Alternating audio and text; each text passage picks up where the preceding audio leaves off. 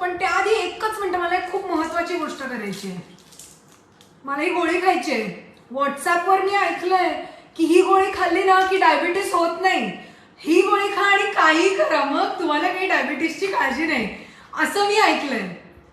पण अमुक एक करा आणि अमुक एक गोळी खा म्हणजे काही तुम्हाला डायबिटीस होणार नाही, याला काय अर्थ आहे? असं असेल का? असं नसतं. डायबिटीस प्रिव्हेन्शन असो किंवा ट्रीटमेंट असो, त्याच्या मुळाशी जाण्याची खूपच गरज असते. कुठल्याही याचा उपाय ह्या अशा एका गोळीत सापडू शकत नाही आणि त्यासाठी त्या गोष्टीच्या मुळाशी जाण्याचा आम्ही या वेलनेस वेनसडे मधनं प्रयत्न करतोय. हॅलो, तुमच्या सगळ्यांचं स्वागत. आपण मागच्या आठवड्यात तेलाबद्दल बोललो, मग तुपाबद्दल बोललो, त्याच्यानंतर दुधाबद्दल बोललो आणि पाण्याबद्दलही बोललो. आपण दैनंदिन जीवनात वापरू शकू अशा अनेक टिप्स आम्ही या कार्यक्रमातून देण्याचा प्रयत्न करतोय आणि त्यातलाच महत्वाचा भाग आज आम्ही कव्हर करणार आहोत. बरेच जणांनी तुम्ही रीलही बघितलं असेल आज आम्ही पाठवलेलं. आज आपण धान्याविषयी बोलणार आहोत. धान्य या विषयाला धरून आजकाल समाजामध्ये खूपच चलबिचल चालू आहे, उलथापालथ होतीये. काहींनी गहू पूर्णपणे सोडलेला आहे आणि काही जण कंप्लीट ज्वारी बाजरीच्या भाकरीवर शिफ्ट झालेले आहेत, कारण ती हेल्दी आहे ना. ज्वारी बाजरी खाणारे असो किंवा नाचणीची भाकरी खाणारे असो, असं काही असो, काही जण मिलेटवर भर देतात. ह्यापैकी नक्की काय करावं आपल्याला कसं कळणार? आपण विचारूयात डॉक्टरांना. Hello doctor. हॅलो शाल्मली, नमस्कार. सगळ्या आमच्या प्रेक्षकांना नमस्कार. आणि आज आपण धान्यांबद्दल बोलणार आहोत. शाल्मली जसं म्हणली की धान्य कुठलं खावं यावरनं जरा लोकांमध्ये चलबिचल निर्माण झाली. आपण इतके दिवस गहू खात होतो आणि आता लोक म्हणतात गहू सोडून द्या किंवा ज्वारी बाजरीची भाकरीच खा किंवा भरड धान्य म्हणजे मिलेट्स खा. तर यात नक्की तथ्य काय आहे? तर त्यासाठी असं वाटलं की आज आपण मुद्दाम धान्य हा विषय घ्यावा. मुळात नवीन धान्य म्हणजे शेतात तयार करून तयार झालेलं धान्य जेव्हा आपण लगेच वापरायला लागतो, शरीरामध्ये ते क्लेद निर्माण करतं असं आयुर्वेद म्हणतो. क्लेद म्हणजे शरीरात ओलावा वाढवतो, क्लिन्नता वाढवतो आणि त्यामुळेच शरीरातला कफदोष वाढतो. आता कफदोष हे डायबिटीसचं म्हणजेच प्रमेहाचं कारण सांगितलंय, हे आपल्याला माहिती आहे. आणि त्यामुळे नवीन धान्य खाऊ नका असा आपल्याला संदेश आयुर्वेदाकडनं मिळतो. आता आपण काय करतो? सध्या बाजारातनं पिठं आणतो किंवा धान्य साठवण ही जी आपली पद्धत होती ती आपण पूर्णतः हद्दपार केलेली आहे. आता काही वर्षापूर्वी 20 एक वर्षापूर्वी किंवा आत्तापर्यंत मी म्हणेन, लोक वर्षाचं धान्य साठवत होते आणि ते वापरत होते. त्याचं कारण असं होतं की जुनं धान्य चांगलं असं आपल्याला माहिती होतं. पण जुनं म्हणजे किती जुनं? 1 वर्ष जुनं धान्य खावं. ते पोषणासाठी उत्तम असतं, ते दोष निर्माण करत नाही, ते पचायला हलकं असतं आणि त्यामुळे 1 वर्ष जुनं धान्य खावं. पण 1 वर्षापेक्षा जुनं धान्य झालं, ते 2 वर्ष जुनं झालं, तर मग ते खावं का? नक्कीच नाही, कारण त्याचा कस कमी होतो. त्यामुळे धान्य ज्या वर्षी पिकेल, शेतात तयार होईल, म्हणजे आफ्टर हार्वेस्ट म्हणतो, तसं इमिजिएटली खाऊ नये. किंवा ते अति जुनं म्हणजे 1 वर्षापेक्षा जास्त जुनं असेल तर ठीक आहे, पण त्यापेक्षा जास्त जुनं असेल म्हणजे 2 वर्ष जुनं असेल तर ते खाऊ नये. दुसरं, धान्य साठवण्याची पद्धत जी आहे, सध्या प्रॉब्लेम असा असतो की आपल्याला वेळ कुठे आहे किंवा आपल्याकडे जागा कुठे आहे. पण मंडळी, तुम्हाला एक सांगते, मी स्वतः माझ्या घरी धान्य साठवते, वर्षाचं धान्य साठवते आणि आम्ही साठवलेलं धान्य वापरतो आणि ते खरोखरी अवघड नाहीये. आता जनरली आपल्या खाण्यात कुठली धान्य असतात? गहू, तांदूळ, ज्वारी, बाजरी, नाचणी. गव्हाविषयी मी बोलते. आज गव्हाला आपण हद्दपार करायला पाहतोय, पण गहू हा उत्तम पोषण करणारा, शरीराचं बल वाढवणारा, टिकवणारा, शरीरात स्वास्थ्य निर्माण करणारा आणि शरीराला स्थैर्य देणारा असा आयुर्वेदाने सांगितलेला आहे. मग प्रॉब्लेम कुठे? प्रॉब्लेम असा आहे की गहू एक एक गहू आपण खात आलो. मग रवा असो, मैदा असो, गव्हाचा आटा असो, तर त्यातनं पोळ्या म्हणा, फुलके म्हणा, पराठे म्हणा, किंवा मैद्याचे वेगवेगळे पदार्थ, नूडल्स, पास्ता, केक, खारी, ब्रेड, बटर, हे सगळे मैद्यापासून तयार होणारे पदार्थ आपल्या जीवनामध्ये प्रचंड त्यांनी शिरकाव केला. त्याचं प्रमाण वाढलं आणि त्यामुळे अतिपोषण निर्माण झाल्याने आज आपल्याला सांगायची वेळ आली, गहू बंद करा. कारण अति जास्त पोषण हेही वाईट. जसं अंडर न्यूट्रिशन किंवा कुपोषण हे आपण वाईट म्हणतो, तसंच अतिपोषण सुद्धा वाईट आहे. दुसरं आहे तांदूळ. तांदूळ तर ॲक्च्युअली पचायला हलका. जन्मलेल्या बाळाला जेव्हा आपण काही महिन्यांनी अन्न सुरू करतो तेव्हा भाताची पेज, भाताचं पाणी इथपासनं सुरुवात करतो. कारण तांदूळ पचायला हलका आहे, पर्यायाने पोषण करणारा आहे.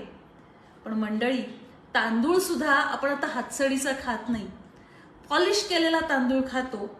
आणि तांदळाच्या विशिष्ट जाती ज्या आहेत, ज्या त्या नक्कीच रक्तातली साखर पण वाढवतात आणि वजन पण वाढवतात. आणि त्यामुळे आपल्याला तांदूळ सुद्धा कमी खा, भात बंद करा, असं वजनासाठी आणि शुगरच्या कंट्रोलसाठी सांगण्याची वेळ आली.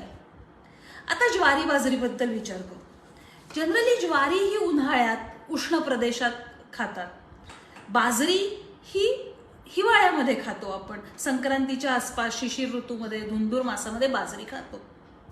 ही पद्धत सुद्धा जी आहे ना, ती शहरीकरणाबरोबर बंद झाली आणि ज्वारी बाजरी सुद्धा आता खा असं आपल्याला नव्याने सांगायला लागलं. नाचणीचं घेऊ. नाचणीमध्ये कॅल्शियम, लोह भरपूर प्रमाणात आहे हे डायटिशियननी सांगितल्यानंतर आपण नाचणी खायला पुन्हा सुरुवात केली. शिवाय त्याहून असं झालं की भाज्या, डाळी किंवा प्रोटीन्सचं प्रमाण अतिशय कमी आणि भाकरी, पोळी किंवा भात यांचं प्रमाण खूप जास्त आणि त्यांनी पोट भरायचं. या सगळ्या कारणांनी आपली शुगर वाढायला लागली. म्हणजे प्रॉब्लेम कुठे आहे? गहू एके गहू, तांदूळ एके तांदूळ किंवा कार्ब्स एके कार्ब्स हे केल्यामुळे प्रॉब्लेम निर्माण झाला. कारण गहू, तांदूळ हे आपलं स्टेपल फूड आहे, पण त्याबरोबरच त्याचं ग्लायसेमिक इंडेक्स म्हणजे शुगर वाढवण्याची, रक्तातल्या साखरेची पातळी वाढवण्याची जी काही क्षमता आहे ती खूप जास्त आहे.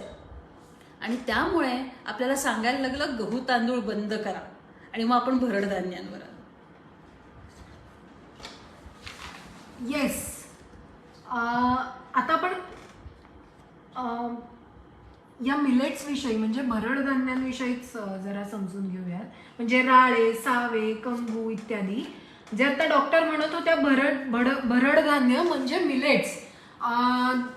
2023 हे मिलेट्स इयर म्हणून सांगितलं होतं, if I am not wrong, घोषित केलेलं होतं. आणि मिलेट्सवर मोठ्या प्रमाणात संशोधनही सुरू झालं. मिलेट्स खायलाही लोकांनी मोठ्या प्रमाणात सुरुवात केली. या मिलेट्स बद्दल आयुर्वेदात काय सांगितलंय सांगते. मुळात आयुर्वेदानी गहू तांदूळांव्यतिरिक्त जी तृणधान्य सांगितली आहेत त्यामध्ये मिलेट्सचा अंतर्भाव होतो. म्हणजे कोडो मिलेट किंवा कोद्रू किंवा कंगू किंवा प्रियंगू त्याला म्हणतात, किंवा इतर अनेक धान्य आहेत. राळे, सावे या सगळ्याचा मिलेट्समध्ये अंतर्भाव होतो. एक नक्की की कोणतीही गोष्ट त्या त्या परिस्थितीत महत्त्वपूर्ण असते. जसं मी म्हणलं की गहू तांदूळाचा अतिरेक होतो, अतिपोषण होतं आणि अतिपोषण झालं की वजन वाढणं, त्यात तुमची जी जीवनशैली आहे ती बैठी जीवनशैली, त्यामुळे वजन वाढणं, शुगर वाढणं, डायबिटीस या सगळ्याची आपल्याला मालिका सुरू होते. आता असं म्हणण्याची गरज आहे की पोषण पुरे जे शरीरावर साठवलंय ते पहिलं खर्च करा. आणि अशा परिस्थितीत मिलेट्स आपल्याला बहुमूल्य वाटायला लागले. कारण मिलेट्स हे पचायला हलके, वजन न वाढवणारे, शरीरातल्या पाण्याचं प्रमाण कमी करणारे आणि शरीर हलकं करणारे असं आहेत. आता मिलेट्समध्ये ज्वारी, बाजरी, नाचणीचा जसा समावेश होतो तसा राळे, सावे, कोद्रू, कंगू, वरी या सगळ्याचा समावेश होतो. ज्वारी बाजरी आपल्या परंपरेत आपण खातोच, नाचणीही खाण्यात आहे. पण हे बाकीचे मिलेट्स जे आहेत ना, ते मिलेट्सच्या या निमित्ताने आपल्या जीवनात आले. मंडळी, एक सांगते, आयुर्वेदानी तृणधान्य म्हणजे जी काही मिलेट्स आहेत त्यांना कुधान्य किंवा क्षुद्रधान्य यामध्ये त्याचा अंतर्भाव केलेला आहे. का? कारण शरीरातला स्नेहांश कमी करणारी ही मिलेट्स आहेत, वात वाढवणारी आहेत, मलबद्धता निर्माण करणारी आहेत आणि शरीर झडणे हा जो काही परिणाम आहे ना, तो मिलेट्समुळे होतो. मग मिलेट्स खायचे नाहीत का? कारण आज तर मिलेट्सचा उदो उदो चाललाय. सध्या मिलेट्सची गरज आहे ती आपल्या झालेल्या अतिपोषणामुळे. पण जर तुम्ही वाढत्या वयाच्या मुलांना मिलेट्स खायला घातले किंवा ज्या प्रजोत्पादनक्षम अशा वयामध्ये जर तुम्ही मिलेट्स खायला घातले तर होणारी मुलं ही अल्पपोषित होणार नाहीत. हे कशावरून?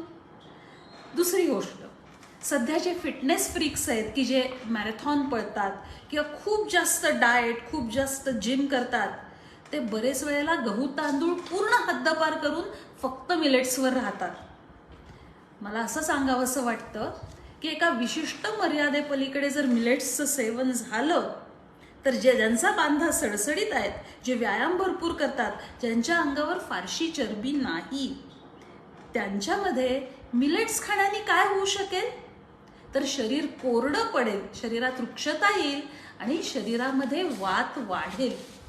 मग वात वाढल्यामुळे जे काही परिणाम व्हायचे ते आपल्याला दिसतील.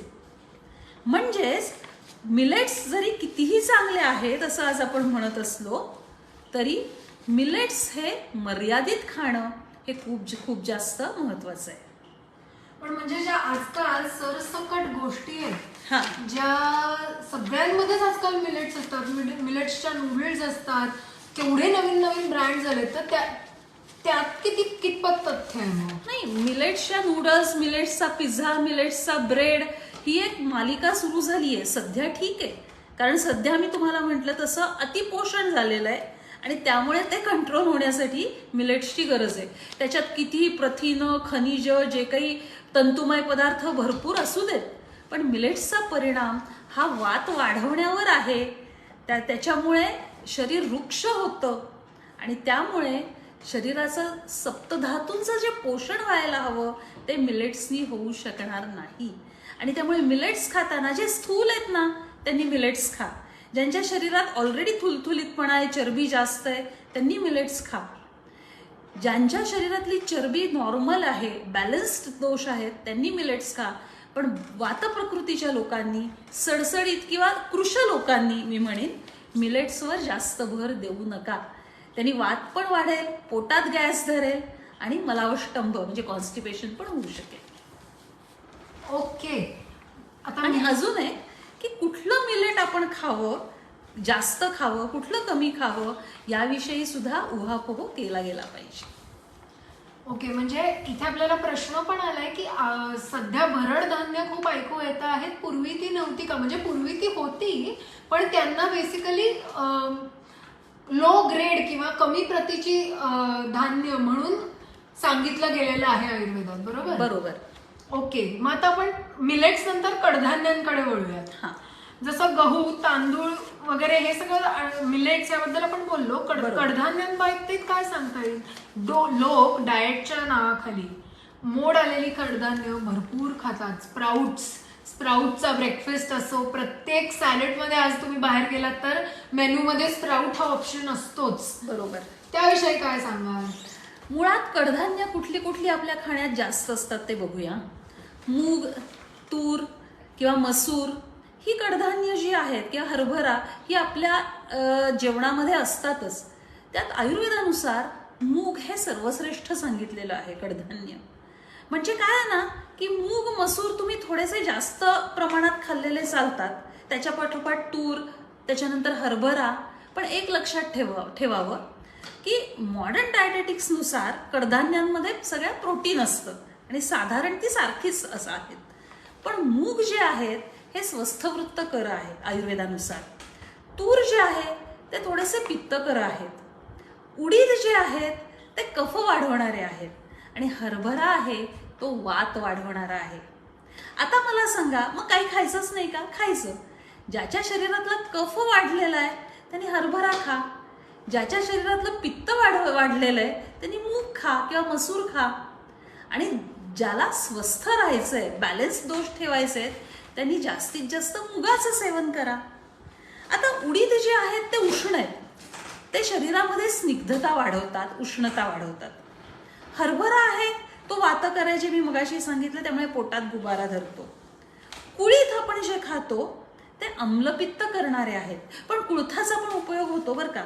ज्याला दम्याचा त्रास आहे किंवा ज्याला आमवात आहे म्हणजे संधिवाताचा एक प्रकार, त्याला कुळीथ खाल्ल्याने त्याला आराम पडतो. म्हणजेच तुमच्या प्रकृतीनुसार, तुमच्या तक्रारींनुसार किंवा आजारानुसार तुम्ही कडधान्य सेवनामध्ये बदल करू शकता. मुळात कडधान्य जी आहेत ही पोटात वात धरणारी आहेत. यात होतं काय, स्प्राउट्स खायचे म्हणून नुसती मूग किंवा काही कडधान्य भिजवायची, त्याला मोड आणायचे आणि ते खायची पद्धत सुरू झाली. त्यामुळे काय होतं तर साखर कंट्रोलमध्ये राहावी, रक्तातली शुगर, दुसरं वजन कमी करावं यासाठी. पण त्या स्प्राउट्समुळे गॅस प्रचंड धरतो. कडधान्य ही कधीही तेलाशिवाय खाऊ नयेत. त्याला तेलाचा वापर कडधान्य खाताना असावा, ती शिजवून खावीत. आणि त्यामुळे तो जो गॅस धरण्याचा जो दोष आहे तो आपण टाळू शकतो. त्यामुळे कच्ची कडधान्य म्हणजे नुसतीच भिजवलेली मोड आणलेली कडधान्य खाऊच नयेत. खाल्ली तरी कमी प्रमाणात खावी, त्याच्यावर लिंबू वगैरे पिळून खावं, त्याच्याबरोबर तेलाचा उपयोग करावा, म्हणजे कडधान्यांनी जो दोष निर्माण होतो तो होणार नाही. रिलेटेडच प्रश्न आलाय आपल्याला. धनश्रीताई विचारत आहेत, कडधान्य मोड आणून उसळ करायची की भाजून खायची, याच्याबद्दल. कडधान्य ही भाजून खायचा आदेश म्हणजे सजेशन दिलेलं आहे. कडधान्य भाजून खावीत किंवा डाळी आपण म्हणतो ती निस्तुष करून खावीत. म्हणजे काय तर वरचं फोलपट काढून खावं, म्हणजे डाळी या प्रमाणात खावं. याचा अर्थ फोलपट काढूनच खावं किंवा फक्तच डाळी खाव्यात असं नाही. डाळींचं प्रमाण प्रायः जास्त असावं. अख्खं कडधान्य आहे त्या डाळींपेक्षा कमी असावं. ओके. आणि अरुण कमळापूरकर आपल्याला विचारताय, हा. मटकी बद्दल तुम्ही काय सांगा. मटकी, मोडाची मटकी स्पेशली, त्यांनी प्रचंड गॅस पोटात धरतो. ज्याला मुळात वाताचा त्रास आहे किंवा ज्याचा अग्निमंद आहे याचा अर्थ पचनशक्ती कमी आहे, त्यांनी मटकी शक्यतो कमी प्रमाणात खावी. दुसरं, मटकी खाण्याची फ्रिक्वेन्सी पण कमी असावी. म्हणजे 3 एक आठवड्यातनं एखाद वेळेस मटकी किंवा वाटाणा किंवा हरभरा ह्यापैकी कुठलं, किंवा वाल किंवा पावटा यापैकी कुठलं तरी कडधान्य खावं. मूग, मसूर, तूर हे साधारणतः रोजच्या खाण्यामध्ये असले तरी चालतात, चवळी पण चालते. ओके. आता आपण जर धान्यांबद्दल बोलतोच आहोत, तर मला माहितीये की तुम्ही संशोधन तुमचं हे धान्यांवरच आहे. हो. त्याबद्दल सांगा ना थोडंसं. काय झालं की असं वाटायला लागलं की गहू, तांदूळ वगैरे खाऊ नका किंवा डायबिटीसच्या लोकांना असे सगळं सर्रास सांगण्यात आलं की गहू खाऊ नका, तांदूळ खाऊ नका. आणि खरंच आहे, जेवढे गहू तांदूळ खाण्यात जास्त तेवढी शुगर जास्त दिसायला लागली. अशा वेळी लोकांनी खावं काय हा प्रश्न पडायचा. आणि ह्या इतके वर्षाची प्रॅक्टिस करताना आणि पेशंट पाहताना असं जाणवायला लागलं की लोकांना अशा डाएटची गरज आहे की ज्याच्यामुळे शुगर कंट्रोल होईल, ज्याच्यामुळे वजन कंट्रोलमध्ये राहील, कोलेस्ट्रॉल वगैरे कंट्रोलमध्ये राहील, ज्याच्यासाठी लोक गोळ्या घेतात, पण ॲट द सेम टाइम ते टेस्टी असेल, ते तुमचं पोषण करणारं असेल, ते तुम्हाला बल देईल म्हणजे शक्ती देईल आणि ते इझिली अवेलेबल असेल. असा विचार करून department of science and technology, government of India जे DST यांच्या एका उपक्रमामध्ये मी भाग घेतला आणि त्याच्यावर धान्यांवर अभ्यास करून आम्ही काही प्रॉडक्ट्स तयार केले, ज्याचा उपयोग सगळ्या नॉर्मल हेल्दी इंडिव्हिज्युअल्सना पण होतो, तसंच डायबिटीस असलेल्या लोकांनाही होतो. ओके. म्हणजे जे आयुर्वेदामध्ये सांगितलेले वेगवेगळे संस्कार आहेत ते धान्यांवर करून ती वापरणं हे सगळ्यात चांगलं. हो, आयुर्वेदीय संस्कार करून वापरणं धान्य हे तर चांगलंच, पण तसंच्या तसं पण आपण वापरू शकत नाही, कारण सध्या चवी बदलल्या आहेत, अवेलेबिलिटी बदलली आहे आणि त्यामुळे त्याच्यावरही खूप प्रयोग करायला लागले की ज्यामुळे आजच्या काळात लोकांना ते आवडेल या दृष्टिकोनात. ओके, कळलं. आपल्याला प्रश्न येत आहेत, आपण काही प्रश्न घेऊयात. एक प्रश्न आहे की सर्व कडधान्य मिक्स करून भाजून उसळ केली तर चालते का? का नाही चालणार? आपल्याकडे भाजणी हा जो प्रकार आहे, जो पारंपरिक आहे, त्याच्यामध्ये कितीतरी धान्य एकत्र केलेली असतात. डोसा इडली आहे, त्याच्यामध्ये तांदूळ आणि उडीद एकत्र केलेले असतात. आपण वरण भात खाल्ला तरी तिथे 2 धान्य वापरतो. मग का नाही चालणार? नक्कीच चालते. ओके, अजून कोणाला प्रश्न असतील तर त्यांनी ते कमेंट बॉक्समध्ये नक्की टाकावेत. आत्ता आपण एक माझा लाडका प्रश्न घेऊयात. माझा लाडका म्हणण्याचं कारण असं की प्रश्न वाचल्यावरच सांगते. कुटुंबातल्या सगळ्यांना एकच आहार असं नको ना, तर आम्ही गेले कित्येक वर्ष वेगवेगळा आहार घेतो आहोत, बऱ्यापैकी वेगवेगळा आहार घेतो आहोत आमच्या गरजांनुसार. त्यामुळे म्हटलं हा जवळचा जिव्हाळ्याचा विषय आहे माझ्या, त्याबद्दल काय सांगाल? कुटुंबातल्या सगळ्यांना एकच आहार हवा असावा का नको ना? म्हणजे नाही, कसं आहे ना की प्रत्येकाची गरज वेगळी आहे वयाप्रमाणे. म्हणजे एकच आहार म्हणण्यापेक्षा आपण फ्रिक्वेन्सीचा विचार करू. आता कुटुंबात 4 जण असली तर 4 लोकांना 4 वेगवेगळे पदार्थ करण्याची पद्धत आपल्याकडे नाही आणि ते योग्यही होणार नाही. पण खाण्याचं प्रमाण आणि खाण्याची फ्रिक्वेन्सी, म्हणजे तुम्ही किती वेळा खाता हे प्रत्येकाचं वेगळं असावं. उदाहरणार्थ सांगते, समजा एका कुटुंबामध्ये आजी आजोबा, आई वडील किंवा आणि 2 मुलं असं एक छोटंसं कुटुंब असेल, तर वाढत्या वयाच्या मुलांना वरचेवर खायला लागतं, त्यांना हाय कॅलरी पदार्थ लागतात. त्याविरुद्ध आजी आजोबा जे आहेत त्यांना पचायला हलके मऊ असे पदार्थ लागतात. आणि आई वडिलांना बॅलन्स्ड आहार, म्हणजे योग्य प्रमाणात 2 वेळा किंवा मॅक्सिमम 3 वेळा आहार हा पुरतो. आणि त्यानुसार आपल्याला स्वयंपाकाचं डिझाईन करायला लागतं की कुणी कुठला पदार्थ जास्त खायचा. तसा महाराष्ट्रीयन आहार हा संतुलित आहे. वरण भात, भाजी, पोळी, आमटी, कोशिंबीर हा संतुलित आहार प्रत्येकाला साधारणतः चालतो असं आहे. Okay, thank you doctor. अजून आता इथे कोणाला प्रश्न तर नाही आहेत, त्यामुळे असतील कोणी तर ते आम्हाला नक्की कळवा, म्हणजे आपण तसे ते पुढच्या भागात ॲड्रेस करू शकतो. माझ्या ना ओव्हरऑल एक गोष्ट लक्षात आली आहे. ते दूध झालं किंवा आता तेल झालं किंवा आता धान्यांविषयी जेव्हा आता डॉक्टर बोलत आहेत, सगळ्यांमध्ये बॅलन्स ही एकच कॉन्स्टंट गोष्ट आहे. म्हणजे तो आयुष्यात असो नाही तर तुमच्या आहारात असो नाही तर तुमच्या एक्सरसाइजमध्ये असो, बॅलन्स लाईफस्टाईल हेच की आहे या सगळ्या मागची, असं परत परत समोर येतं. थांबण्यापूर्वी एक आठवण, 25 फेब्रुवारीला मागच्या वेलनेस वेडनेसडेमध्ये ज्याप्रमाणे सांगितलं होतं तसं 25 फेब्रुवारीला सकाळी 10 वाजता आरोग्य तरंग हा टॉक शो आहे. पत्रकार भवनला जो पूर्णपणे विनामूल्य आहे. या आरोग्य तरंग टॉक शोचं या वर्षीचं सूत्र आहे डायबिटीज अनुभव आपले आपले.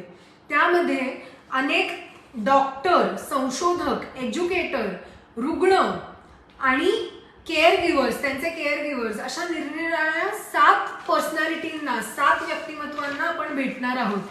त्यामुळे या कार्यक्रमाला जरूर सगळ्यांनी यावं. तुम्हाला सगळ्यांना आग्रहाचं निमंत्रण आहे. थांबण्यापूर्वी आपण जो पुढचा प्रश्न आलाय तो एक प्रश्न घेऊयात. सोयाबीन हे प्राचीन काळापासून आपल्या देशात आहारात आहे का? सोयाबीन हे प्राचीन काळापासून आहे असं म्हणता येणार नाही. ते आत्ता अलीकडे काही वर्षांमध्ये आलेलं आहे. त्याच्यामध्ये प्रोटीन्स जास्त प्रमाणात आहेत, पण तरीही त्याचाही वापर हा मर्यादितच असायला पाहिजे. Okay, thank you doctor. आज थांबूयात, पुन्हा भेटूयात पुढच्या वेलनेस वेडनेसडेमध्ये नवीन विषय घेऊन. हा वेलनेस वेडनेसडेचा एपिसोड कसा वाटला आम्हाला कमेंट बॉक्समध्ये नक्की कळवा. तुमच्या प्रतिक्रियांमुळे आम्हाला हुरूप येतं नवीन नवीन विषय घेण्यासाठी. आपले प्रश्नही आम्हाला कळवा. पुन्हा भेटूयात. शुभरात्री.